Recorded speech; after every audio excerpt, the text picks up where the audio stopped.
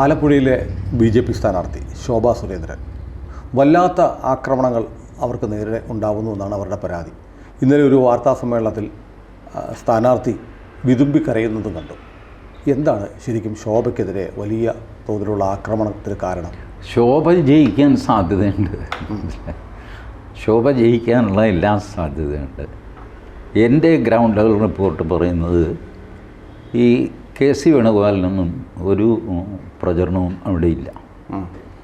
KC വേണുഗോപാലിൻ്റെ election committee office എന്നൊക്കെ പറഞ്ഞു കഴിഞ്ഞാൽ തെരുവ് പട്ടികൾ താമസിക്കുന്ന സ്ഥലമാണ്. പകൽ സമയത്ത് പോലും ആരുമില്ലേ? ആളില്ല. നല്ല ചൂടാണ് രീതി. ആളില്ല. ഈ DK ശിവകുമാർ വന്നു കഴിഞ്ഞപ്പോൾ 10 ആളെ കൂട്ടാനായിട്ട് കോൺഗ്രസ് പെട്ട പാട് അവർക്ക് തന്നെ അറിയാം. ഒന്നാമത് ഈ DK ശിവകുമാർ ആരാണെന്ന് ആലപ്പുഴയിലെ കോൺഗ്രസ്സുകാർക്ക് അറിയില്ല. ഇയാൾ വലിയ കാശൊക്കെയുള്ള കർണാടകയിലെ ഉപമുഖ്യമന്ത്രി എന്നൊക്കെ പറഞ്ഞ് കേരളത്തിൽ ആരെങ്കിലും അറിയണ്ടേ? KC വേണുഗോപാലിൻ്റെ ദൈവമായിരിക്കാം, പൈസയും ഉണ്ട്, ഡിപ്പെൻഡ് ചെയ്യുന്നുണ്ടാവാം. പക്ഷേ ആലപ്പുഴയിൽ ക്ലിക്കായില്ല. ആരിഫിൻ്റെ ആൾക്കാർ ചെയ്യുന്നത് മുസ്ലിങ്ങളെ ഭീഷണിപ്പെടുത്തുക. അവരൊറ്റ പണിയാണ് ആലപ്പുഴ നിയോജകമണ്ഡലം മൊത്തം CPM ചെയ്യുന്നത്. മുസ്ലിങ്ങളെ കപ്പൽ കയറ്റിവിടും, CAA വരുന്നുണ്ട്, സൂക്ഷിച്ചിരുന്നോ, അമ്മച്ചിയെ പിടിച്ചോണ്ട് പോകും കേട്ടോ എന്നൊക്കെ പറഞ്ഞു. ഇതേ പ്രസംഗം മുസ്ലിങ്ങൾ കുറേ അധികം ഭയക്കുന്നുമുണ്ട്. എന്തോ വലിയ ആപത്ത് വരാൻ പോകുന്നു. ഈ ആപത്ത് വരാതിരിക്കാൻ എന്ത് ചെയ്യണം?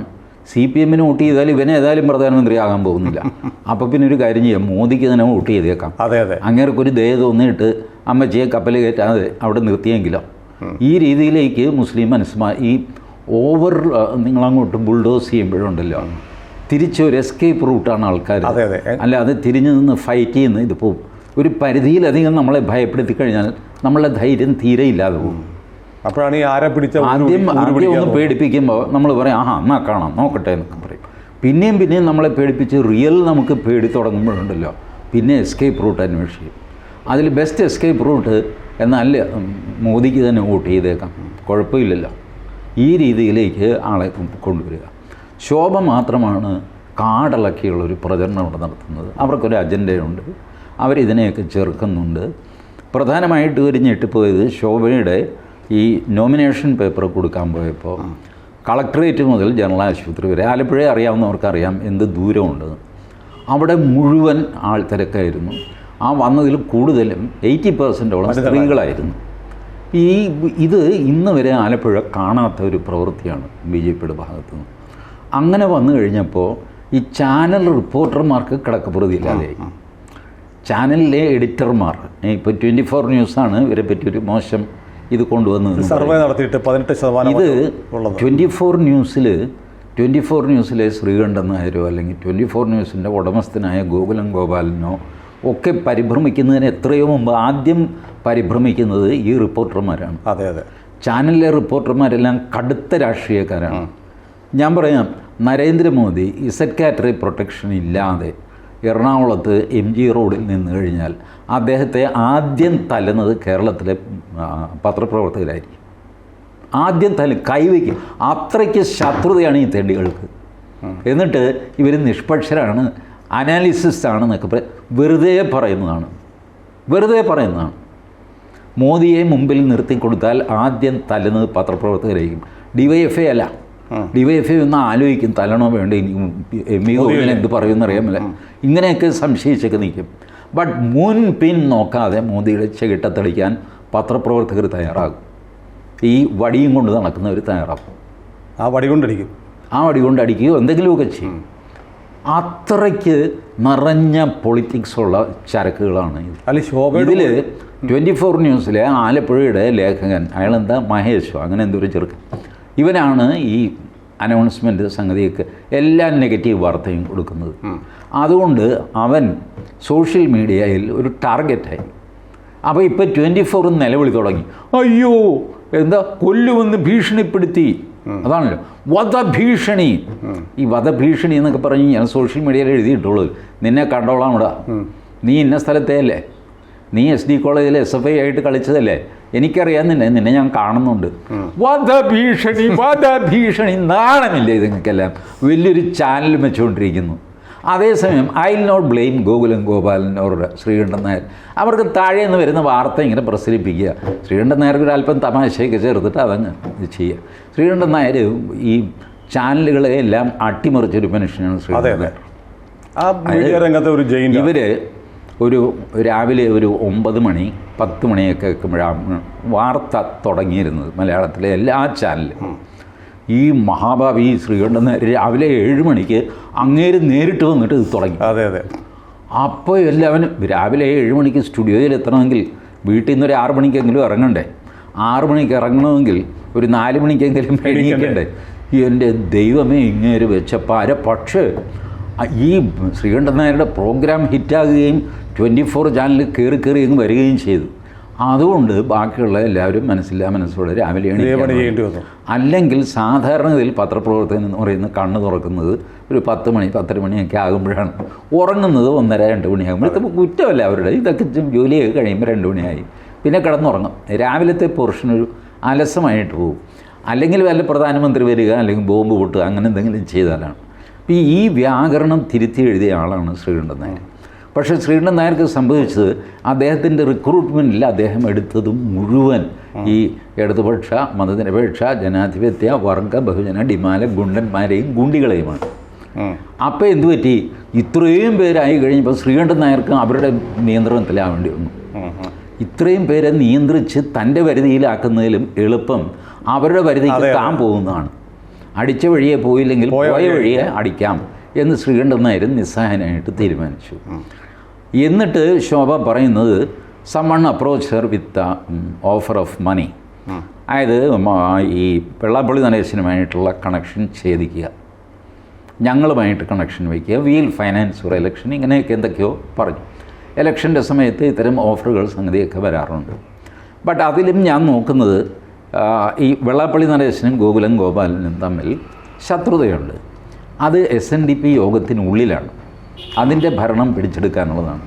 അതിന് പുറത്തെ പൊളിറ്റിക്സിലേക്ക് ഇന്ന് വരെ വെള്ളാപ്പള്ളിയോ ഗോകുലം ഗോപാലനോ ആ പൊളിറ്റിക്സ് കൊണ്ടുപോയിട്ടില്ല. അതിന് പുറത്തേക്ക് കൊണ്ടുപോയിട്ടില്ല. സാധാരണ രാഷ്ട്രീയത്തിൽ അത് കലർത്തിയിട്ട് ആളുകൾ തമ്മിൽ വഴക്കുണ്ടാക്കുക ഇങ്ങനെ പോയിട്ടില്ല. This is the first instance in which probably അതുകൊണ്ടായിരിക്കാം അത് രഹസ്യമായിട്ട് ഓപ്പറേറ്റ് ചെയ്തത്. CCTV ഉണ്ടെന്നറിഞ്ഞിട്ട് ഗേറ്റിനടുത്ത് നിന്ന് സംസാരിച്ചിട്ട് സ്ഥലം വിടുകയും CCTVയുടെ പരിധിയിൽ പെടാതിരിക്കാൻ. ഏതായാലും അതിൻ്റെ വിശദവിവരങ്ങൾ കൂടുതൽ എന്നെ കൊണ്ട് പറയിക്കരുത് എന്നാണ് ശോഭ പറഞ്ഞത്. എന്ന് വെച്ചാൽ നീ ഒന്ന് പറയിപ്പിക്കുക തന്നെ എന്നാണ് അതിനർത്ഥം. അങ്ങനെ ഒരു അർത്ഥം കൂടെ ഉണ്ടല്ലോ. എന്നെ കൊണ്ടൊന്നും പറയിപ്പിക്കരുത്. ഞാൻ പറയുമ്പോൾ സുനിൽ പറയും ചേട്ടൻ പറ കേൾക്കട്ടെ, ഇങ്ങനെ ഒരു വെല്ലുവിളി. എന്നാൽ പിന്നെ ഞാൻ പറയാം. ഈ ഒരു ഈക്വേഷനാണ് ശോഭ അതിൽ നോക്കുന്നത്. ബട്ട് ആരും ഒന്നും പറഞ്ഞില്ലെങ്കിൽ പോലും ഒരു ദിവസം ഈ ശോഭ ഇത് വെളിപ്പെടുത്തും. ഞാൻ പറയുന്നത് ഇത്തരം കളികളുണ്ടല്ലോ, ഒരു സ്ത്രീ എന്നുള്ള നിലയ്ക്ക് അവർ ശോഭാ സുരേന്ദ്രൻ്റെ അടുത്ത് ചെയ്യരുതായിരുന്നു. ശോഭാ സുരേന്ദ്രന് വലിയൊരു എഡ്ജുണ്ട് ആലപ്പുഴയിൽ. ആരും പ്രതീക്ഷിക്കാത്ത ഒരു കുതിച്ചുചാട്ടവും മുന്നേറ്റവും അവരുണ്ടാക്കിയിട്ടുണ്ട്. ശത്രുക്കൾ പോലും ഒരു കാര്യം സമ്മതിക്കും, തെരഞ്ഞെടുപ്പ് പ്രവർത്തനം ഇന്നിപ്പോൾ ആലപ്പുഴയിൽ നടത്തുന്നത് ശോഭാ സുരേന്ദ്രൻ മാത്രമാണ്. CPM മുസ്ലിം പോക്കറ്റുകളിലെ പ്രസംഗം വെച്ച് മുസ്ലിങ്ങളെ ഭീഷണിപ്പെടുത്തി തങ്ങളുടെ കൂടെ നിർത്താൻ മാത്രമാണ് നോക്കുന്നത്. അവരുടെ കോൺസ്റ്റിറ്റ്യുവൻസി അലമ്പായി കഴിഞ്ഞു. ഈ സലാം അന്ന് നടത്തിയ ഓപ്പറേഷൻസും SDP-യുടെ കടന്നുകയറ്റവും. ജി സുധാകരൻ ഇപ്പോഴും ഇടഞ്ഞാണ് നിൽക്കുന്നത്. ജി സുധാകരൻ ചില്ലറ കൂരമ്പുകളൊക്കെ അയക്കുന്നുണ്ട്. അത് വരും ദിവസങ്ങളിൽ കൂടി വരും. അതുകൊണ്ട് AM ആരിഫിൻ്റെ കാര്യം വലിയ പരുങ്ങലിലാണ്. KC വേണുഗോപാൽ ഏകദേശം അപ്രസക്തനായി കഴിഞ്ഞു ഇപ്പോൾ തന്നെ ആലപ്പുഴയിൽ. നമ്പർ 2, ഇനിയിപ്പോൾ എല്ലാവരും ജാതി പറയണമല്ല. തെരഞ്ഞെടുപ്പ് അനാലിസിസ് എന്ന് പറഞ്ഞു കഴിഞ്ഞാൽ ജാതി ഞാൻ ചോദിക്കാൻ പോകരുത്. വാസ്തവത്തിൽ ഇത്തവണ ജാതി ഒരു ഫാക്ടറല്ല ആലപ്പുഴയിൽ. അല്ലേ? അല്ല. മതം ഫാക്ടറാണ്, ജാതി ഫാക്ടറല്ല. ഈ പറഞ്ഞ പോലെ നമ്മളെ സുകുമാരൻ നായർ ഇന്ന് വരെ ആലപ്പുഴയിൽ ഇടപെട്ടിട്ടില്ല. KC വേണുഗോപാലിന് വോട്ട് ചെയ്യണമെന്നോ ചെയ്യരുതെന്നോ അദ്ദേഹം പറഞ്ഞിട്ടില്ല. ഞാൻ ഈ സംസാരിക്കുന്ന നിമിഷം വരെ അദ്ദേഹം സത്യസന്ധമായിട്ട് സമദൂരത്തിൽ നിൽക്കുകയാണ്. വെള്ളാപ്പള്ളി നടേശൻ പരസ്യമായിട്ട് ശോഭയെ പിന്തുണച്ച് പ്രസംഗിക്കാനോ പിടിക്കാനോ ഒന്നും രംഗത്തിറങ്ങിയിട്ടില്ല. ആകെ ശോഭയുടെ തിരഞ്ഞെടുപ്പ് കമ്മിറ്റി ഓഫീസ് ഉദ്ഘാടനത്തിന് പ്രീതി നടേശൻ വന്ന് സംസാരിച്ചു. It is very clear that Vellappally is putting his weight in favour of Shobha. But directly ആ മനുഷ്യനും ഇറങ്ങിയിട്ടില്ല. ബട്ട് മതം ഒരു ഫാക്ടറാണ്. ഇവരുടെ ഈ അവിലും മലരും കുന്തിരിക്കുകയുണ്ടല്ലോ, ഈ രണ്ട് ഗ്രൂപ്പും ഒന്നാകുകയാണ് ആലപ്പുഴയിൽ. മറ്റ് സ്ഥലങ്ങളിൽ സംഭവിക്കുന്ന പോലെ ഇപ്പോൾ ഇടുക്കി രൂപതയ്ക്ക് ശേഷം താമരശ്ശേരി രൂപത കേരള സ്റ്റോറി കാണിക്കാൻ തീരുമാനിച്ചില്ല. ഈ phenomena is happening or already happened in Alappuzha. Christian Hindu consolidation ഒരു വശത്ത്, മുസ്ലിങ്ങളെ വല്ലാതെ ഭീഷണിപ്പെടുത്തിയിട്ട് അതിൽ ഈ ആലപ്പുഴയിലെ മുസ്ലിങ്ങളുണ്ടല്ലോ, മോർ ദാൻ പോപ്പുലർ ഫ്രണ്ട്, അവർ കോൺഗ്രസ്സുകാരാണ്. മുസ്ലിം ലീഗ് പോലും അല്ല, കോൺഗ്രസ്സുകാരാണ് ആലപ്പുഴയിലെ മുസ്ലിം, കായംകുളത്തെ മുസ്ലിം കോൺഗ്രസ്സുകാരാണ്. അങ്ങനെയാണ് ഈ എം ഹസനൊക്കെ കായംകുളത്ത് ജയിക്കുന്നത്. മുസ്ലിം ലീഗായിട്ടില്ല, കോൺഗ്രസ് ഇതിലാണ് ജയിക്കുന്നത്. ഷാനിമോൾ ഹുസ്നോ കോൺഗ്രസ്സാണ്, മുസ്ലിം ലീഗല്ല. അപ്പോൾ ലീഗുകാരായ മുസ്ലിങ്ങളാണ് കൂടുതൽ ആലപ്പുഴയിൽ. അവർക്ക് BJPക്ക് വോട്ട് ചെയ്യാൻ വലിയ പ്രയാസം വരില്ല. CPMൻ്റെ ഈ ഭീഷണി അവരെ വാസ്തവത്തിൽ ഒരു മനസ്സ് മടുപ്പിക്കുകയും BJPയോട് അടുപ്പിക്കുകയാണ് ചെയ്യുന്നത്. പിന്നെ ശോഭാ സുരേന്ദ്രൻ ഒരു സ്ത്രീ എന്നുള്ള നിലയിൽ വേറെ ഏത് സ്ത്രീ കാൻഡിഡേറ്റ് ഈ തെക്കൻ മേഖലയിലുണ്ട്? ബാക്കി നോക്കിയോ, രമ്യ ഹരിദാസ് വടക്കാണ്, ശൈലജ വടക്കാണ്, ഷൈൻ ഇവിടെ എറണാകുളത്ത് നടുക്കാണ്, പിന്നെയുള്ളത് നമ്മുടെ നിവേദിത സുബ്രഹ്മണ്യൻ പൊന്നാനിയിലാണ്, അശ്വിനി കാസർഗോഡാണ്. All women are middle and അങ്ങോട്ട്. അത് മാത്രമല്ല രീതി ഇപ്പോൾ ഇടത് വലത് മുന്നണികളിൽ നോക്കിയാൽ ശോഭാ സുരേന്ദ്രനെ പോലെ പൊളിറ്റിക്കൽ വെയിറ്റുള്ള ഒരു വനിതാ സ്ഥാനാർത്ഥി ഏത് മുന്നണിക്കുണ്ട്? വേറെ ആർക്കും ഇല്ല. അതാ ഞാൻ പറഞ്ഞത്, എറണാകുളത്തിന് തെക്ക് ഏക വനിതാ സ്ഥാനാർത്ഥി ശോഭാ സുരേന്ദ്രനാണ്. തിരുവിതാംകൂറിൻ്റെ ഒരു പ്രതിനിധി എന്ന് പറയാൻ ശോഭാ സുരേന്ദ്രനേ ഉള്ളൂ. തിരുവിതാംകൂറിൻ്റെ ഏക വനിതാ പ്രാതിനിധ്യം ശോഭാ സുരേന്ദ്രനെ ജയിപ്പിച്ചാലേ കിട്ടുകയുള്ളൂ. അതെ അതെ, ഈ ഫാക്ടേഴ്സ് ഒക്കെ ഉണ്ട്. I don't know how BJP is going to use that. അല്ല, BJP നിലപാട് മാറ്റിയിട്ടുണ്ടെന്ന് തോന്നുന്നു. കാരണം മാവേലിക്കരയ്ക്ക് ചാർജ് കൊടുത്തിരുന്ന ജില്ലാ പ്രസിഡന്റിനെ വീണ്ടും ആലപ്പുഴയ്ക്ക് മാറ്റി. A+ മണ്ഡലമായിട്ട് ആലപ്പുഴയെ പ്രഖ്യാപിച്ചു. ദേശീയ സംഘടനാ സെക്രട്ടറി തന്നെ അവിടെ പങ്കെടുക്കുന്നു. അങ്ങനെ പോസിറ്റീവായൊരു മാറ്റം BJPയുടെ ഭാഗത്തുനിന്നും കാണുന്നുണ്ട്. പ്രധാനമന്ത്രി അവിടെ വരും എന്നും കേൾക്കുന്നുണ്ട്. ഒരു അൺഷെഡ്യൂൾഡ് വിസിറ്റായിരിക്കും അത് പ്രധാനമന്ത്രിയുടെ. അപ്പോൾ ആ രീതിക്ക് പറഞ്ഞു കഴിഞ്ഞാൽ BJPയുടെ ഉള്ളിൽ തന്നെ വിജയസാധ്യത ഏറ്റവും കൂടുതൽ, ഒരുപക്ഷെ സുരേഷ് ഗോപിക്കൊപ്പം വിജയസാധ്യത ശോഭാ സുരേന്ദ്രന് ഇപ്പോൾ വന്നു കഴിഞ്ഞു ഓൾറെഡി. അത് ഒന്ന് അവരുടെ പോസിറ്റീവ് ക്വാളിറ്റീസ് മാത്രമല്ല, മറ്റുള്ളവരുടെ നെഗറ്റീവ് ക്വാളിറ്റീസ്, CPMൻ്റെയും കോൺഗ്രസിൻ്റെയും നെഗറ്റീവ് ക്വാളിറ്റീസ്. അപ്പോൾ അവർ പോസിറ്റീവായിട്ട് പോകുന്നു, മറ്റുള്ളവർ താഴെ പോയി കഴിയുമ്പോൾ മൊത്തം ഗ്യാപ്പ് ഇരട്ടിയാവുകയാണ് ചെയ്യുന്നത്. അല്ല, ഈ അതിൻ്റെ അഡ്വാൻറ്റേജ് ശോഭയ്ക്ക് കിട്ടും. സുരേഷ് ഗോപിക്കെതിരെ വളരെ വ്യക്തിപരമായ നീചമായ ആക്രമണം കുറേ നാളായിട്ട് തുടരുകയാണ്. സുരേഷ് ഗോപിയുടെ വിജയസാധ്യതയാണ് അതിൻ്റെ ഒരു ഫാക്ടർ.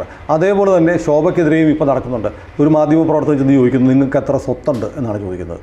സ്വത്ത് എത്രയുണ്ടെന്ന് ഇലക്ഷൻ കൊടുക്കുന്ന പത്രികയ്ക്ക് ഡീറ്റെയിൽസ് കൊടുക്കുന്നുണ്ട്. അപ്പോൾ ഇത്തരം കാര്യങ്ങളൊക്കെ കൊണ്ടുവന്ന് വളരെ പേഴ്സണലി ഇവരെ ടാർഗറ്റ് ചെയ്യാനും ആക്രമിക്കാനുള്ള ശ്രമം ആലപ്പുഴയിൽ നടക്കുന്നുണ്ട്.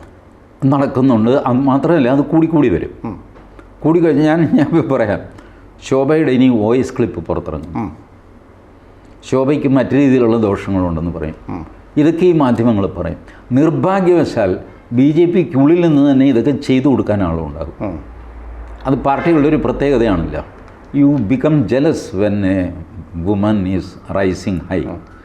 അപ്പോൾ അത്തരം ഫാക്ടേഴ്സൊക്കെ വെച്ചിട്ട് ഇത് കത്തിക്കിടാന്നൊക്കെ പറയും.